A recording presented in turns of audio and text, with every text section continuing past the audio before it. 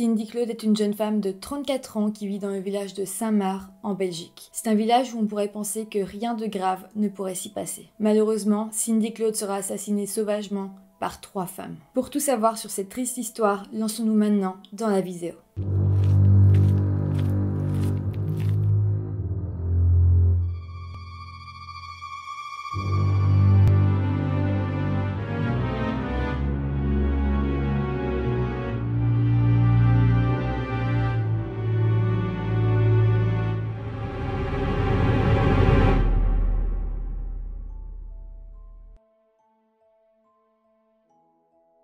Hello tout le monde, j'espère que vous allez bien. On se retrouve aujourd'hui pour une histoire que je trouvais importante de vous raconter. En fait, je connais assez bien le village de Saint-Marc et ça me choquait un petit peu que quelque chose d'aussi grave s'y soit passé parce que pour moi c'est un village assez calme et j'avais vraiment envie de vous en parler parce que je trouve ça important de prévenir que voilà, n'importe quoi peut se passer n'importe où, un crime horrible comme ça se passe pas que dans des capitales, que dans des grandes villes, mais ça peut aussi se passer dans des petits villages où il ne se passe jamais rien. Je voulais aussi vous parler d'une chose, j'ai créé un compte Utip, donc Utip c'est une plateforme qui permet à ceux qui veulent de faire des dons pour la chaîne.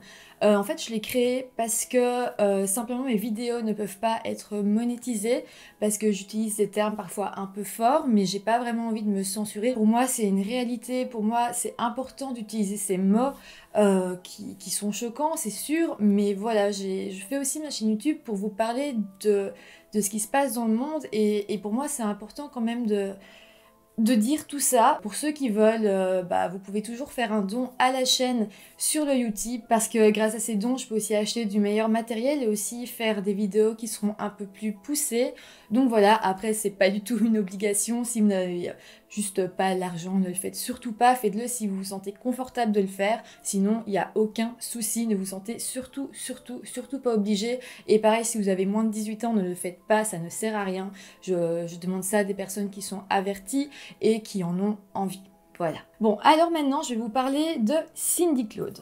Donc Cindy, elle habite dans le village de Saint-Marc. C'est un petit village qui est à une trentaine de kilomètres d'un autre village qui s'appelle Blé, là où habitent les 3 amis de Cindy, mais ça, je reviendrai un peu plus tard. Donc Cindy est une jeune femme de 34 ans qui est célibataire et elle a été élevée dès l'âge de 2 mois par ses grands-parents. Elle a vécu une enfance assez heureuse avec ses grands-parents, c'était une assez bonne élève et elle a fait un graduat en comptabilité. Ses proches la décrivent comme une femme assez joviale, souriante, très proche de ses amis. D'ailleurs, elle aimait beaucoup inviter ses amis chez elle, faire des petits repas, des petites fêtes.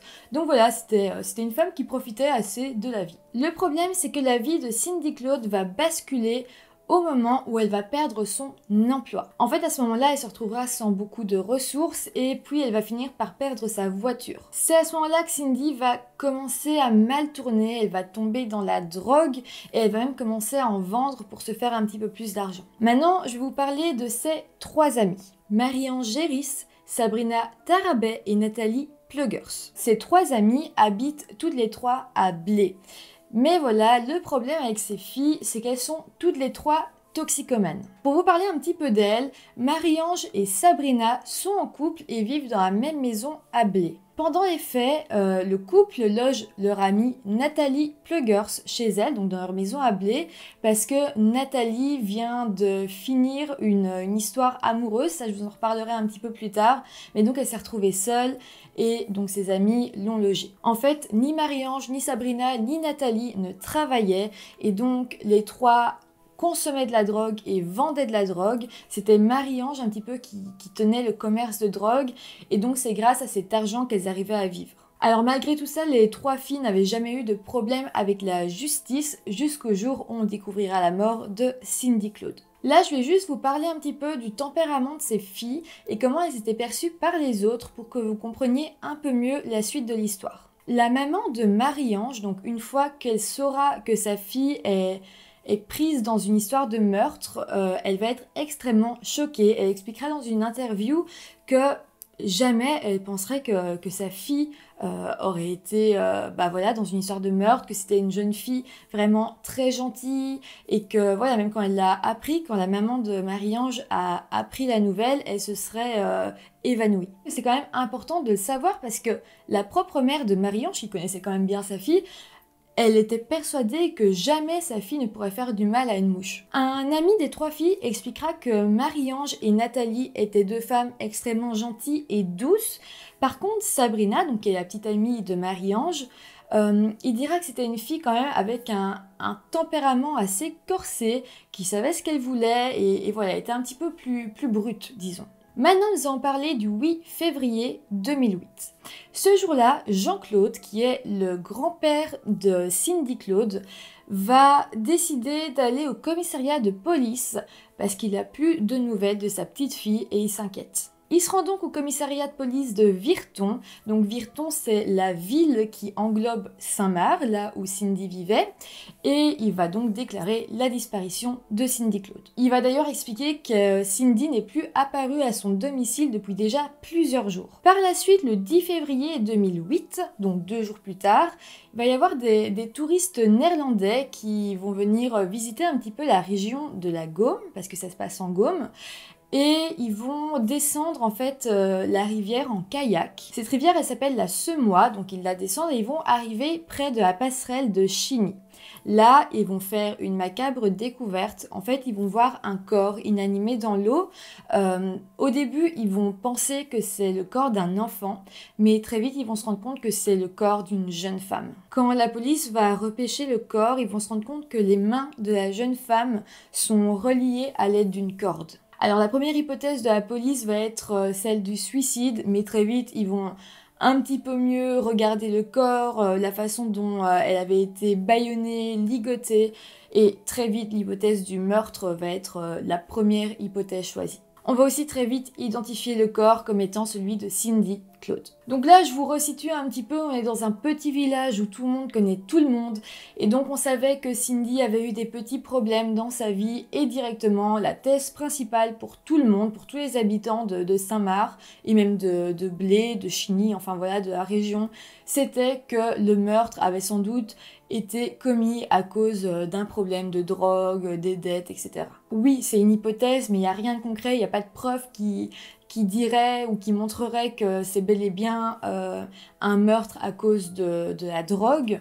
Donc la police va très vite lancer un appel à témoins, ils vont demander si quelqu'un a vu ou entendu quelque chose. Alors au final, il va y avoir très vite en fait un appel anonyme qui va être passé à la police et la personne au téléphone va expliquer qu'elle sait exactement qui sont les auteurs du meurtre. La personne va même les citer. Donc selon cette personne, ce serait Nathalie Pluggers et Marie-Ange Géris. Après cet appel anonyme, le 13 février, les trois filles seront arrêtées. Alors l'information va fuiter un petit peu partout et très vite les gens vont être assez choqués que Marie-Ange Géris soit accusée, donc l'une des accusées du meurtre de Cindy Claude. Pourquoi ? Parce qu'en fait, Marie-Ange et Cindy étaient de très bonnes amies. On va comprendre qu'en fait, Marie-Ange et Cindy s'étaient connues en 2002 et qu'elles étaient même sorties ensemble. À ce moment-là, voilà, elles avaient eu une relation et puis ça n'avait plus été, elles avaient rompu et elles avaient perdu contact. Le truc, c'est que quand Cindy a commencé à perdre son emploi, perdre sa voiture et qu'elle s'est tournée vers la drogue, bah, c'est là qu'elle a repris contact avec Marie-Ange et donc Marie-Ange lui fournissait un petit peu de drogue. Donc c'est comme ça que les deux ex-copines en fait se sont reliées d'amitié. Et puis là, bah, Cindy a connu la petite copine de Marie-Ange qui était Sabrina et en même temps elle a connu Nathalie. Quand l'enquête a commencé, la police va apprendre que Cindy devait de l'argent à Marie-Ange. C'était pas énormément, en fait elle lui devait 25 €, mais bon, c'était quand même une grosse somme pour Marie-Ange et ses deux amies parce que bah, les trois filles vivaient quand même un peu dans la précarité et 25 € c'était quand même pas mal pour elle. D'ailleurs, quand on va interroger Marie-Ange, elle-même va évoquer cette dette de 25 €, mais bon, les trois filles malgré tout vont quand même dire que le meurtre n'était pas du tout prémédité. Donc là, elles ont avoué que c'était bien elles qui avaient commis le meurtre, mais que le meurtre n'était pas du tout prémédité malgré cette dette de 25 €. En fait, ce qu'on va apprendre, c'est qu'il y avait quand même une sorte de préméditation, mais pas pour le meurtre. En fait, les trois filles, donc Marie-Ange, Sabrina et Nathalie, avaient prévu de se rendre à Saint-Marc, au domicile de Cindy, pour en fait lui faire peur. Ils avaient prévu de voilà, lui donner une petite correction pour qu'elle leur rende les 25 €, mais ni plus ni moins. Voilà, donc là c'est ce que les filles ont dit aux enquêteurs. Après enquête, on va vraiment savoir exactement ce qui s'est passé. Et c'est maintenant que je vais vous le raconter. On sait que le meurtre a eu lieu le 3 février au soir, en fait dans la nuit du 3 au 4 février. Mais le 2 février, les trois filles s'étaient débrouillées pour voler, vous voyez, des gants que les infirmières ont dans les hôpitaux, enfin voilà. Donc elles avaient été à l'hôpital d'Arlon, qui est assez proche, c'est l'hôpital le plus proche, et donc elles avaient volé ces gants. Après ça, donc le 3 février, le lendemain, les trois filles vont se retrouver chez Marie-Ange, donc là où elles habitent toutes en fait, et elles vont faire leur sac. Dans ce sac, elles vont donc mettre les gants, du gros scotch et des cordes. Le gros scotch qui servira à la bâillonner et les cordes qui serviront à lui attacher les mains et les jambes. D'ailleurs, rappelez-vous qu'on a retrouvé Cindy le 10 février, elle était toujours attachée avec ces cordes-là, enfin elle avait les mains attachées. Ses jambes n'étaient plus attachées, mais en tout cas elle avait les mains attachées. Une autre chose assez importante, c'est qu'avant d'aller chez Cindy, les trois filles vont faire attention de ne pas boire d'alcool ni consommer de drogue. Donc voilà, ça c'était la préparation et elles vont attendre que la nuit tombe. Donc on va se retrouver le 3 février au soir et là ils vont se rendre chez Cindy à Saint-Marc qui habite le numéro 9 rue de Mageroux. À ce moment-là, les filles vont se garer devant chez Cindy, mais seule Marie-Ange va y rentrer. En fait, ce jour-là, Cindy s'attendait à voir Marie-Ange parce que Marie-Ange l'avait appelée juste avant en appel anonyme. Pourquoi on appelle anonyme? Parce qu'elle voulait pas qu'on puisse retrouver que c'était elle qui a fait appeler Cindy. Elle voulait pas qu'on puisse remonter jusqu'à elle. Donc voilà, elle l'avait appelée, elle avait dit à Cindy au téléphone, écoute, c'est Marie-Ange. Et elle lui avait dit qu'elle n'allait pas bien du tout, qu'elle se sentait très mal. Et Cindy, qui avait vraiment le cœur sur la main et comme je disais, qui était très proche de ses amis, lui a dit, bah écoute, viens chez moi, on va discuter, je vais te remonter le moral. Donc c'est pour ça que Cindy attendait Marie-Ange ce jour-là. Cindy va gentiment ouvrir la porte à Marie-Ange et toutes les deux vont monter à l'étage.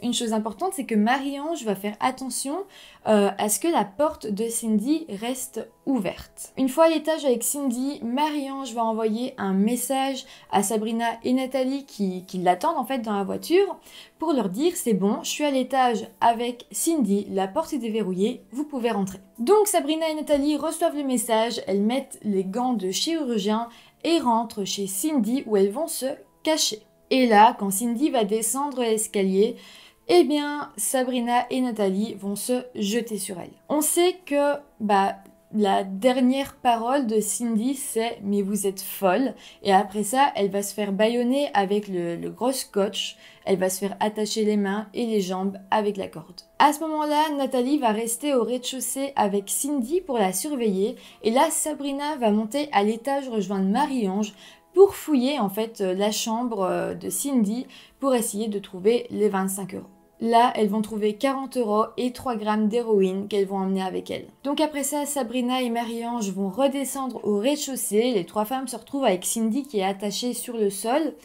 Et là, Sabrina va donner l'ordre à Nathalie de mettre sa main sur la bouche de Cindy, en fait, pour l'empêcher de respirer. Et c'est comme ça que Cindy va mourir. À ce moment-là, c'est quand même Sabrina qui va prendre les choses en main et elle va dire à ses deux amies qu'il va falloir trouver un moyen de cacher le corps. Sabrina et Nathalie vont porter le corps de Cindy, vont le mettre dans le coffre de la voiture et les trois filles vont rouler comme ça en pleine nuit en essayant de trouver un endroit où elles pourraient se débarrasser du corps. La seule fille qui connaît assez bien la région, c'est Marie-Ange. Et donc là, elle va avoir l'idée de conduire jusqu'au pont Saint-Nicolas qui se trouve à Chigny. Alors, petit détail assez sordide, je trouve. En fait, quand les trois filles conduisaient jusqu'au pont de Saint-Nicolas, eh bien, elles ont mis une musique dans la voiture et c'était une chanson de Mylène Farmer. Pourquoi elles ont mis une chanson de Mylène Farmer? En fait, c'était la chanson préférée de Cindy et elles ont comme voulu lui rendre hommage en mettant sa chanson préférée dans la voiture. Enfin, je trouve ça un peu bizarre. Donc là, elles vont arrêter la voiture sur le pont Saint-Nicolas à Chigny. elles vont sortir le corps et vont le poser voilà, sur le pont, juste avant de pousser en fait Cindy dans l'eau. Et là, elles vont décider d'enlever les cordes qui lient les pieds de Cindy parce qu'elles ont peur qu'on retrouve des traces ADN. Par contre, je sais pas trop pourquoi elles n'ont pas enlevé les cordes qui liaient les mains de Cindy. En tout cas, voilà, c'est comme ça qu'on a retrouvé Cindy. Il y avait toujours les cordes à ses mains. Et là, toutes les trois, ensemble, elles ont poussé le corps de Cindy dans l'eau. Donc à ce moment-là, les trois filles vont rentrer chez elles à Blé. Et selon ce qu'a raconté Marie-Ange, à ce moment-là, l'ambiance est glaciale, aucune d'elles ne parle. Toujours dans la même interview, la maman de Marie-Ange va expliquer que les jours qui ont suivi le meurtre, Marie-Ange était totalement normale, elle n'a rien remarqué de bizarre, sauf une chose qui prendra tout son sens en fait juste après. En fait, un jour, Marie-Ange va aller chez sa maman et va lui demander de lui prêter son très très gros aspirateur industriel. Donc sa maman va lui passer et en passant devant sa fille, elle va se rendre compte que les trois filles sont en train de nettoyer la voiture avec du Dettol et de passer l'aspirateur, donc le gros aspirateur industriel. Donc voilà, à part ça, les filles se sont comportées de manière totalement normale. Elles ont même vu des amis qui par la suite diront n'avoir rien vu d'anormal. Donc elles jouaient assez bien la comédie. Et puis la suite, vous la connaissez, elles ont été dénoncées par un appel anonyme. D'ailleurs, je ne sais toujours pas, on ne sait toujours pas qui était cette personne au bout du fil et on ne sait pas comment cette personne l'a su. Maintenant, je vais vous parler du procès. Il a commencé en novembre 2010 à la cour d'assises d'Arlon. Alors, les 9 premiers jours vont être dédiés à comprendre comment ces filles ont pu en arriver là et on va faire une vraie analyse psychologique de chacune des trois filles et cette analyse est vraiment folle. On comprend vraiment les traumatismes et à quel point ces filles pouvaient être fragiles, ce qui n'excuse rien bien entendu, mais je trouve ça intéressant de pouvoir vous en parler. Donc je vais faire un résumé évidemment, mais je vais vous parler de chacune de ces filles. On va commencer par Marie-Ange. Alors la première chose qu'on va apprendre sur elle, c'est qu'elle était extrêmement mal dans sa peau après un viol qu'elle avait vécu à l'âge de 16 ans. Après ça, Marie-Ange est tombée amoureuse d'un homme qui l'a vraiment aidée après son viol, mais malheureusement, il est décédé. Ça l'a vraiment beaucoup impactée parce qu'elle aimait vraiment cet homme et elle a été tellement triste qu'elle a dû se faire interner quelque temps. Elle a ensuite rencontré un autre homme qui lui aussi est décédé. Les deux hommes sont décédés de causes naturelles. Il n'y a vraiment rien qui incrimine Marie-Ange dans cette mort, enfin dans ces deux morts. Donc en commentaire, ne faites pas spécialement de théorie là-dessus, ça ne sert à rien. Après ça, Marie-Ange s'est mise avec Sabrina et puis elle est tombée dans la drogue. Bon, maintenant on va parler de Sabrina qui pour moi est le parcours le plus triste et le plus trash en fait.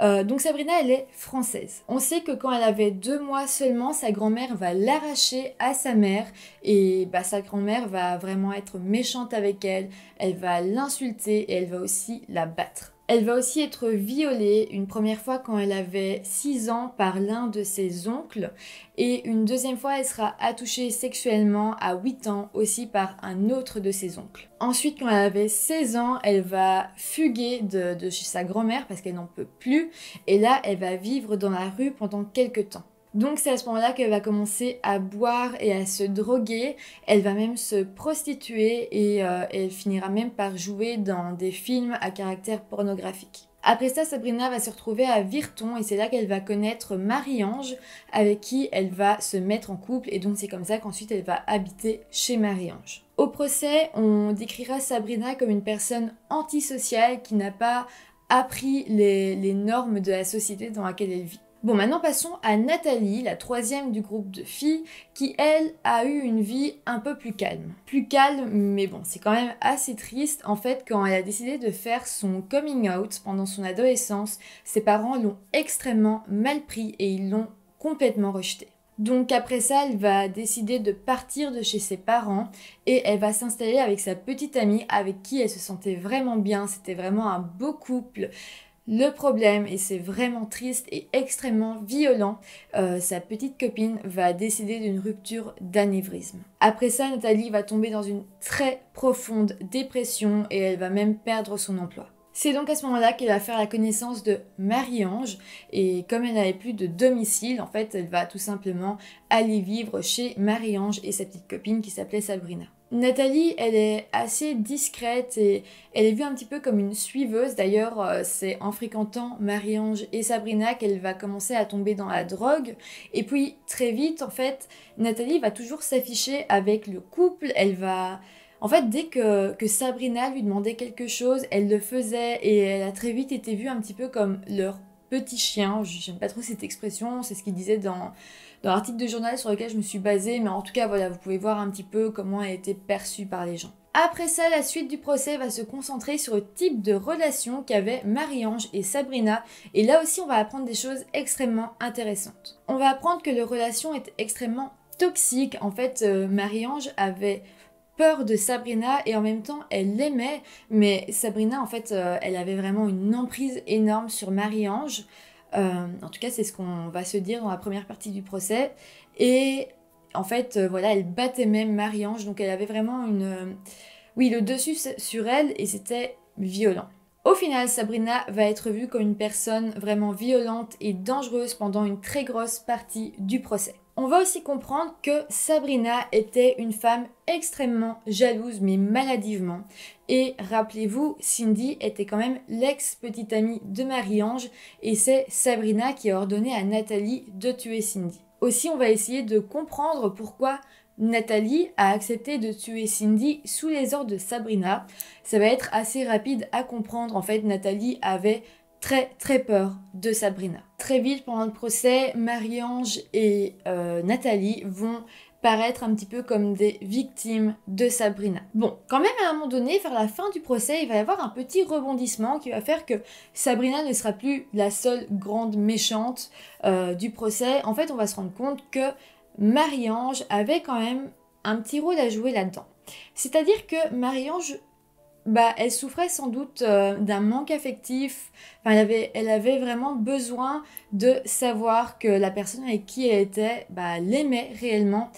Et Marie-Ange avait tendance à essayer de susciter la jalousie chez sa partenaire. On apprend que Marie-Ange était du genre à aller en soirée et draguer d'autres filles devant sa partenaire.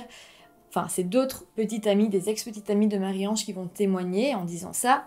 Et là, on va apprendre par la même occasion que Marie-Ange, en fait, essayait de susciter de la jalousie chez Sabrina en faisant croire qu'elle avait comme une relation avec Cindy. Rappelez-vous quand même que Sabrina est jalouse maladivement, donc c'est très dangereux de la provoquer comme ça. Et Marie-Ange le savait très bien. En fait, ce qui va se passer, c'est que Marie-Ange va comme jouer sur deux tableaux différents. À Cindy, elle va vraiment dire qu'elle aime le fait que, voilà, maintenant elles sont de nouveau amies, qu'il faut surtout pas perdre contact, que Cindy peut lui envoyer des messages n'importe quand, etc. Et de l'autre côté, à Sabrina, elle va se plaindre de Cindy en disant... Moi, j'en peux plus, Cindy m'envoie des messages toute la journée, je pense qu'elle m'aime, je pense qu'elle veut se remettre avec moi, etc., etc. Et puis un jour, Marie-Ange va parler à Sabrina d'un message que Cindy lui aurait envoyé. Et dans ce message, Cindy dirait « Je t'aime » et à Sabrina, je veux lui arracher le cœur. Donc, quand elle va parler de ce message à Sabrina, elle va pas du tout être contente.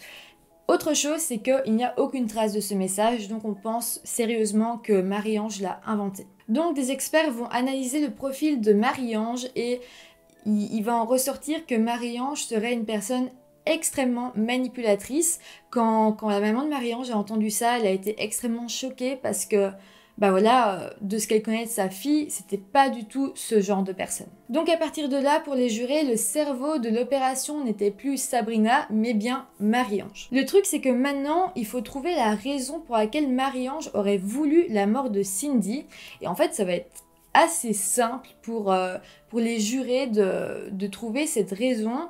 Selon eux, en fait, comme Marie-Ange avait besoin de preuves d'amour extrême, pour elle, peut-être la plus grande preuve d'amour était de tuer quelqu'un par amour et elle voulait en venir au fait que Sabrina puisse tuer Cindy par amour pour elle. Alors c'est sur ça que le procès va se terminée et les jurés vont délibérer pendant 11 longues heures. Quand ils vont revenir pour annoncer le verdict, tout le monde va être extrêmement choqué. Sabrina va être condamnée à 20 ans de prison. Par contre, Marie-Ange va être condamnée à la prison à perpétuité. C'est extrêmement sévère comme peine. Il faut savoir quand même que depuis les années 2000, la peine à perpétuité a été donnée que 3 fois à la cour d'assises d'Arlon et une de ces 3 fois c'était pour Marc Dutroux.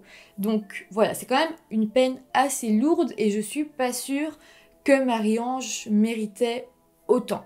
Mais bon. Les deux femmes vont donc purger leur peine à la prison de Lantin. Pour ce qui est de Nathalie, ça va être assez compliqué. En fait, les jurés vont dire que Nathalie n'a pas commis de meurtre, même si c'est elle qui a tué Cindy. Donc là, il y a une grosse contradiction juridique qui va mener à un deuxième procès qui sera seulement pour Nathalie. Ce deuxième procès aura lieu en 2011. Et finalement, Nathalie sera condamnée à 5 ans de prison avec sursis. Donc ça veut dire qu'elle n'ira pas en prison. Quand on dit avec sursis, ça veut dire que si jamais elle retuait quelqu'un, là, elle irait en prison. Mais donc, je pense pas que Nathalie va ou a retué quelqu'un. Donc voilà, elle n'a pas été en prison du tout. C'est quand même assez fou et c'est... Enfin, quand on pense que Marie-Ange, elle n'a tué personne, mais peut-être elle a été le cerveau d'opération, mais voilà, elle a la prison à perpétuité, et quand on pense que Nathalie, qui elle a quand même tué Cindy, ne va même pas en prison, on se dit quand même qu'il y a un vrai problème dans les peines. Je dis pas qu'il fallait toutes les 3 les mettre à perpétuité, ou toutes les 3 les mettre sous sursis, mais on aurait quand même dû faire quelque chose qui pouvait se rejoindre, parce que là, que quelqu'un ait la prison à perpétuité et que l'autre n'aille pas du tout en prison, moi, je trouve ça quand même un petit peu bizarre. Aujourd'hui, l'avocate de Marie-Ange tente de faire appel à la Cour européenne des droits de l'homme. En fait, ce que dit Marie-Ange, c'est qu'elle ne veut pas sortir de prison maintenant. C'est simplement qu'elle veut qu'on retire le terme perpétuité à sa peine. Parce que, bah voilà, elle pense pas mériter ça. Donc, voilà. On ne sait pas encore où ça en est, mais je vous tiendrai au courant si on a des informations en plus. C'est ici que se termine la vidéo, j'espère qu'elle vous aura intéressé. Si c'est le cas, n'hésitez pas à me mettre un petit pouce en l'air sous la vidéo, ça me fait toujours plaisir. Et de vous abonner à ma chaîne, n'hésitez pas aussi à aller faire un petit tour sur mon compte Utip. Et puis moi je vous dis à très bientôt pour une nouvelle vidéo. Bye!